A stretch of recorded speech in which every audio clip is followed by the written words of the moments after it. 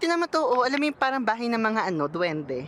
Ganun siya, ang cute. I love this. Ay, bakit parang may paligo ang nagaganap doon? Gusto ko yan. Ayun na doon, tinan mo. Ay, is this cherry? Can I try? Yeah. Shukriya, just one. Thank you. They told me that cherry in Hunza is the best. Is that? What is that? Cherry. Ay, okay. Ito naman yung cherry nasa puno, dai. Ayan, oh. Hoy, first time ko man makakita ng puno ng cherry. My God. Ala, hala. Talagang naaaliw ako sa sa cherry tree. Uy, gusto ko yan. Gusto kong, alam yung pumutol lang. Ay, di ba ginagawa natin sa Philippines yun? Like, we're gonna cut like one small sanga. And then we're gonna put it and we're gonna try to grow it in the back of our house. At the back of our house. Hoy, ayan, oh. Kate Reto under the cherry tree. Ang social. Gusto kong pumitas.